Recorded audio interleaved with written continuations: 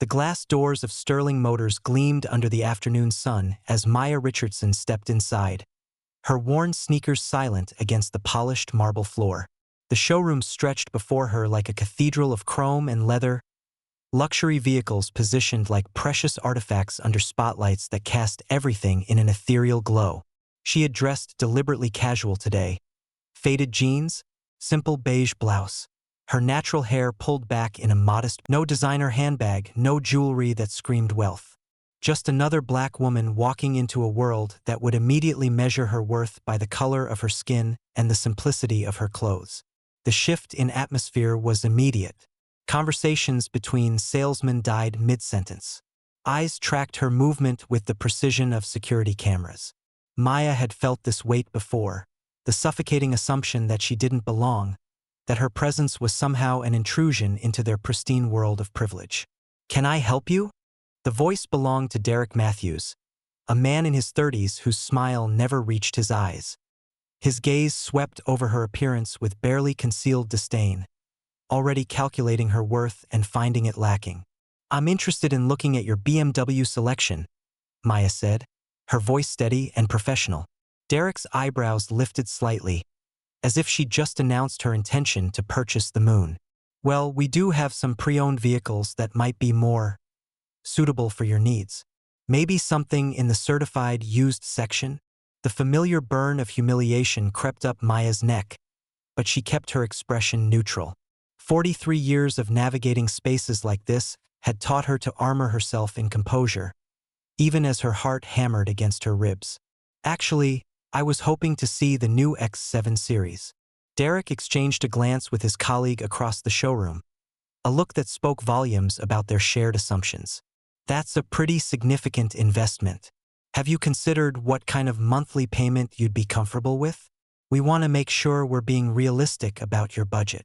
The word realistic hung in the air like a slap. Maya's jaw tightened imperceptibly. She had built a multimillion-dollar investment firm from nothing, had closed deals that would make Derek's annual salary look like pocket change. But here, in this moment, she was just another black woman who couldn't possibly afford their premium merchandise.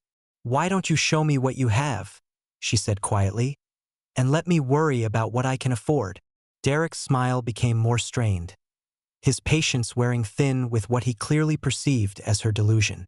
Maya watched him, studying the micro-expressions that revealed his true thoughts, and made a decision that would change everything. She would play along. She would see exactly how far their prejudice would take them. Derek led Maya toward the gleaming BMW X7, his confidence growing with each step. The way she had quietly accepted his condescension told him everything he needed to know. She was desperate, probably stretching beyond her means, exactly the kind of customer he could manipulate. "Now this beauty here," Derek said, running his hand along the vehicle's pristine hood, "is our top-of-the-line model. Normally retails for about $95,000, but with current market conditions and our premium service package." He paused dramatically, watching her face. "We're looking at 110. Maya's expression remained carefully neutral, but inside, her business mind recoiled. She knew the exact wholesale cost of every vehicle on this lot, had reviewed the dealership's inventory reports just last week. The markup was obscene, $15,000 above market value, pure profit built on the assumption that she was too ignorant to know better. "That seems high," she said quietly. "Well, you have to understand," Derek's voice took on the tone one might use with a child. "This includes our platinum protection package, extended warranty, and dealer prep fees. These are all necessary for a vehicle of this caliber." Brad Morrison materialized beside them, a younger man with perfectly styled hair and a smile that never wavered. Derek's eyes met his colleagues, and Maya caught the subtle nod, the silent communication of predators who had found their prey. "Derek's absolutely right," Brad chimed in, his voice dripping with false sincerity. "We really can't separate these packages. It's for your own protection, you understand. We wouldn't want you to get stuck with unexpected costs down the road." The psychological weight of their assumptions pressed down on Maya like a physical force.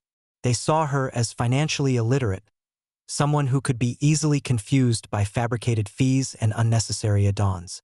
In their minds, She was just another black woman who didn't understand the complexities of luxury car purchasing, someone they could exploit without consequence. Maya had built Richardson Capital from a single-room office into a firm managing over $200 million in assets. She had negotiated deals with Fortune 500 companies, had sat across from CEOs who initially dismissed her until her expertise became undeniable. Yet here, in this showroom, she was reduced to a stereotype, a mark to be taken advantage of. "I'd like to speak with your manager," Maya said, her voice steady despite the rage building in her chest. Derek's smile faltered for just a moment before returning, more condescending than before. "Ma'am, I am the senior sales associate here. These prices are firm, they're set by corporate policy. If you're not comfortable with our premium establishment's pricing structure, there are other dealerships that might be more suitable for your budget." The dismissal hung in the air like smoke, acrid and suffocating. Maya felt the familiar burn of humiliation, the same feeling she'd carried since childhood when store clerks followed her through aisles, when teachers assumed she couldn't handle advanced courses, when colleagues questioned her qualifications at every turn. But this time would be different. This time she held all the cards.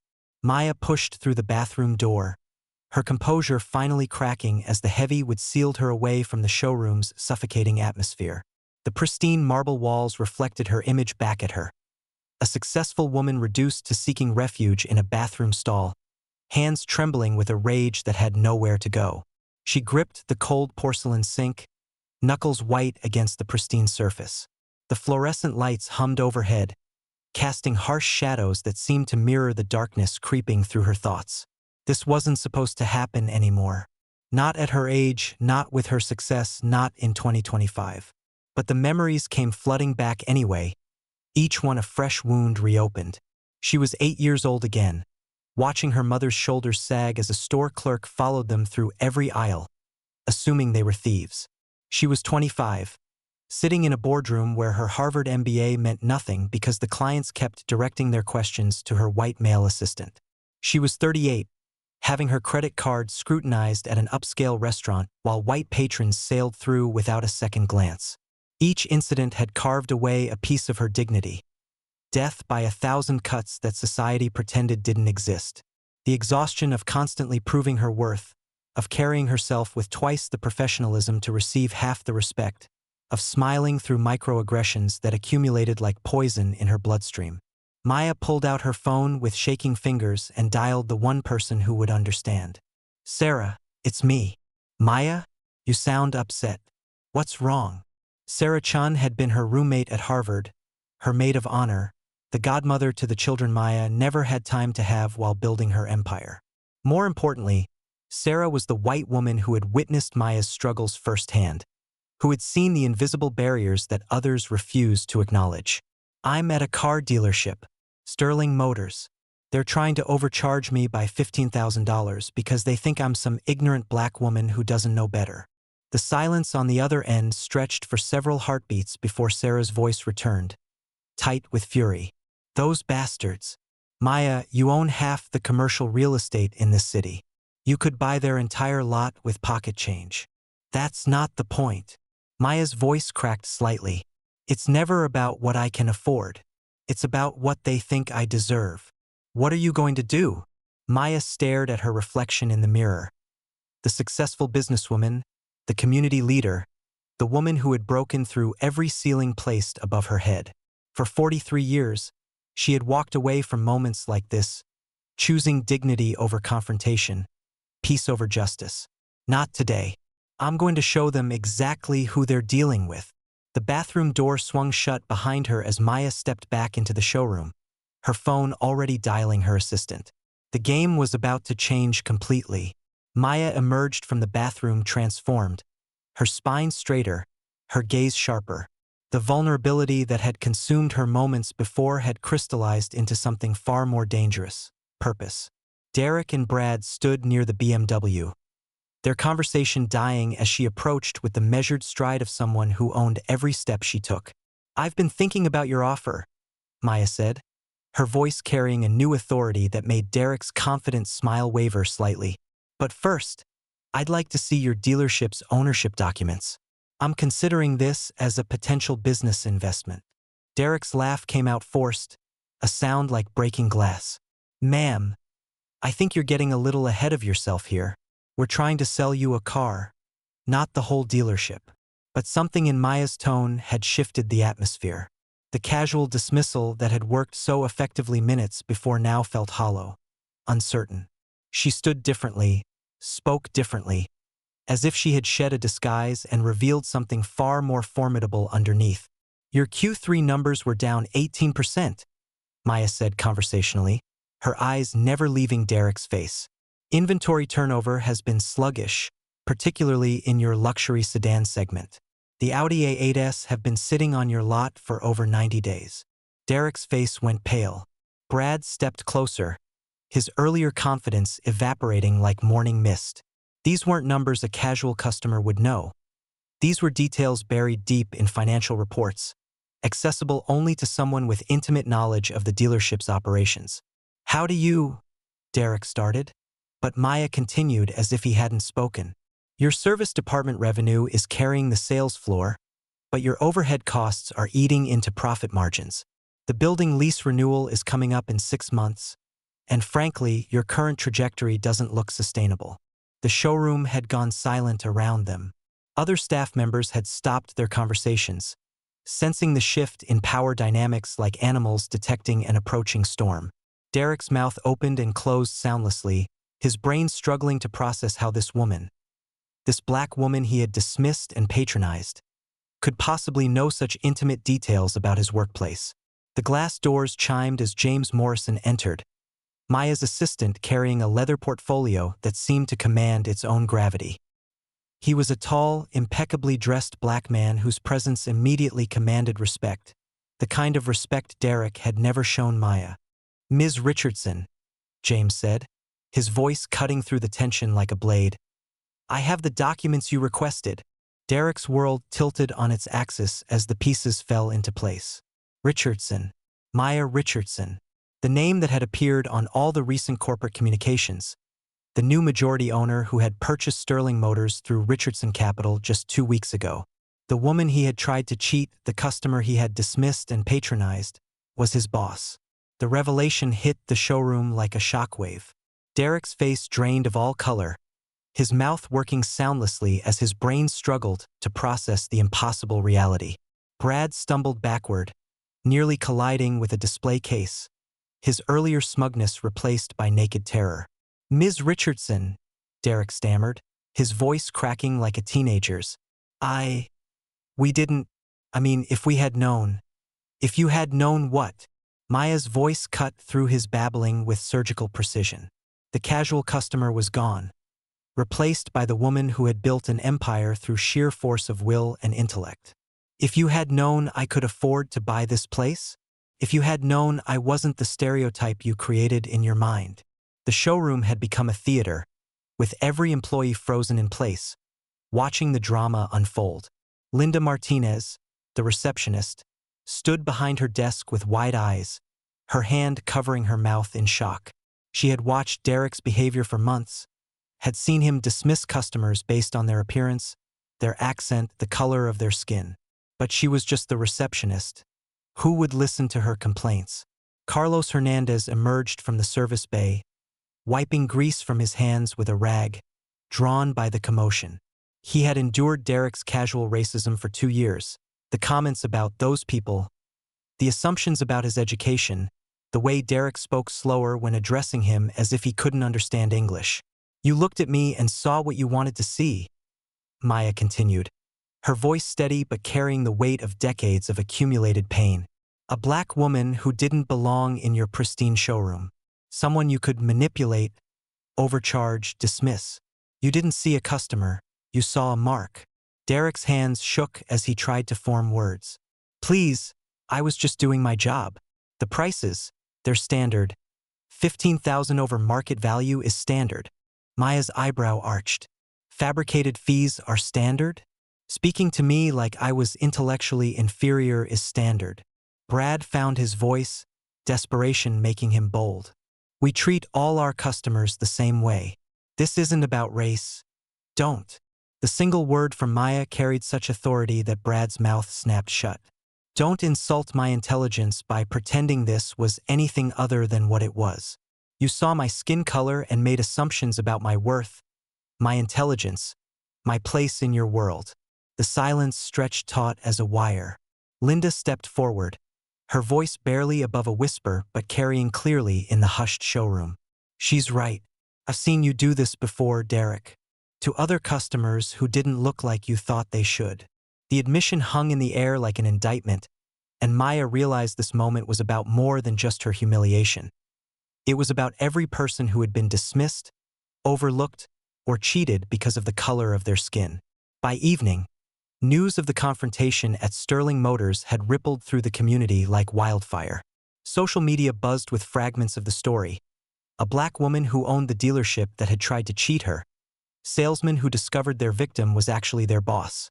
But beneath the surface drama lay something deeper, more painful. The recognition that this story belonged to everyone. Maya sat in her office, phone calls streaming in from people she hadn't heard from in years.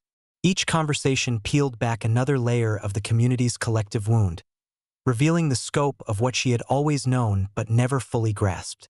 Maya, honey, I heard what happened. The voice belonged to Mrs. Evelyn Johnson, 73 years old and a pillar of the community. I went to that place last year, wanted to buy something reliable after my Harold passed. That same young man, Derek, I think, he took one look at me and said they didn't have anything in my price range. Didn't even ask what I could afford. Maya closed her eyes, feeling the familiar burn of injustice. Mrs. Johnson had been a teacher for 40 years, had saved every penny to ensure her retirement was comfortable. She could have afforded any car on that lot. He told me to try the used car lot down on 5th Street, Mrs. Johnson continued, her voice carrying decades of accumulated hurt. Said it would be more appropriate for someone like me. The calls kept coming. Marcus Williams, 19 and fresh out of high school, had saved for 2 years to buy his first car. They had security follow me around the entire time, he told Maya, his young voice tight with anger. Like I was gonna steal something. I had cash in my pocket. Actual cash. But they treated me like a criminal. Each story was a thread in a tapestry of systemic exclusion that stretched far beyond Sterling Motors. The upscale restaurant that seated black customers near the kitchen. The boutique where sales associates suddenly became busy when certain customers entered. The bank where loan applications faced extra scrutiny based on zip codes and surnames. Maya realized that her confrontation with Derek and Brad was just the tip of an iceberg that had been growing in their community for years. Her unique position as both victim and now owner gave her something most people never had, the power to create real change. She pulled out a legal pad and began writing. Mandatory diversity training for all employees, community outreach programs, partnerships with minority-owned businesses, transparent pricing policies, a customer advocacy program where complaints about discrimination would be taken seriously and investigated thoroughly. But as she wrote, Maya understood that changing one dealership wouldn't be enough. The real work would be inspiring other business owners to examine their own practices, to confront the unconscious biases that created these patterns of exclusion. The phone rang again. This time it was Sarah. Maya, I've been thinking about what happened today. What if we could turn this into something bigger? The next morning, Maya sat across from Derek and Brad in the dealership's conference room, the weight of their futures resting in her hands. Sunlight streamed through floor-to-ceiling windows, casting long shadows across the polished table that seemed to divide the room into territories of light and darkness. Derek slouched in his chair, arms crossed, his face a mask of defiant resentment. Even now, faced with the consequences of his actions, he radiated the entitled anger of someone who believed the world owed him something. Brad sat rigidly upright, his hands clasped so tightly his knuckles had gone white, shame radiating from every line of his body. The complexity of justice had kept Maya awake most of the night. How do you balance accountability with the possibility of redemption? How do you measure the weight of harm against the potential for growth? These weren't just employees, they were human beings whose actions had revealed the ugly truth about systemic racism. but whose futures now hung in the balance of her decision. "I want to be clear about something," Maya began, her voice steady but carrying the weight of authority. "What happened yesterday wasn't just about bad customer service. It was about fundamental assumptions you made about my worth as a human being based on the color of my skin." Derek's jaw tightened, his eyes flashing with barely contained anger. "Look, I don't know what kind of game you're playing here, but I've got lawyers. You can't just fire people for doing their jobs." The audacity of his response hit Maya like a physical blow. Even now, even after being exposed, Derek couldn't see past his own privilege to understand the harm he had caused. He wasn't sorry, he was angry at being caught. "Your job was to treat customers with respect and honesty," Maya replied, her voice ice-cold. "You failed spectacularly at both." Brad finally found his voice, barely above a whisper. "Ms. Richardson, I'm ashamed of how I acted yesterday. I've been thinking about it all night, and I realize I've been part of something terrible without even recognizing it." The contrast between the two men was stark. Derek's defiance versus Brad's genuine remorse. Maya studied Brad's face, searching for signs of manipulation, but found only raw honesty and the kind of shame that comes from truly seeing yourself for the first time. "I don't expect forgiveness," Brad continued, his voice stronger now. "But if there's any way I could learn from this, could do better, I want to try." Maya felt the weight of Solomon's wisdom pressing down on her shoulders. Justice wasn't just about punishment, it was about creating the possibility for a better future. Derek had shown his true character, but Brad might still have the capacity to change. "Derek, you're terminated immediately," she said, watching his face flush red with rage. "Brad, you have one chance. Probation, diversity training, community service. Prove to me that people can actually change." The room fell silent as the gravity of her decision settled over them like dust after an explosion. 6 months later, Maya stood in the same showroom where her humiliation had begun, but the space felt transformed. The gleaming cars remained positioned under the same spotlights, but the atmosphere had shifted from exclusion to welcome. Diverse faces moved through the space, customers and employees alike, creating a tapestry of community that had never existed before. The morning sun streamed through the floor-to-ceiling windows, illuminating a scene that would have been impossible to imagine during that first painful encounter. A young Latina mother examined a minivan with her 3 children in tow, while sales associate Maria Gonzalez, hired through Maya's new community outreach program, patiently answered questions in both English and Spanish. Near the luxury section, an elderly black gentleman in overalls discussed financing options with genuine respect and transparency, his weathered hands running along the hood of a truck he'd dreamed of owning for decades. The changes had been comprehensive and deliberate, each reform designed to dismantle the systems that had allowed discrimination to flourish unchecked. Maya had restructured hiring practices to actively recruit from underrepresented communities, partnered with local minority-owned businesses for services and supplies, and implemented transparent pricing policies that eliminated the arbitrary markups that had once targeted vulnerable customers. Every price was clearly posted, every fee explained, every interaction monitored for bias. Brad approached her, carrying a folder thick with testimonials from recent workshop participants. The transformation in him had been the most remarkable of all, from complicit bystander to passionate advocate. His shame had evolved into purpose, his guilt into action that rippled through every interaction he had with customers and colleagues. "Mrs. Johnson bought her car last week," he said, his voice carrying genuine pride that replaced the artificial enthusiasm he'd once used to manipulate customers. "She told me it was the first time she'd ever felt respected at a dealership. Said she's recommending us to everyone at her church."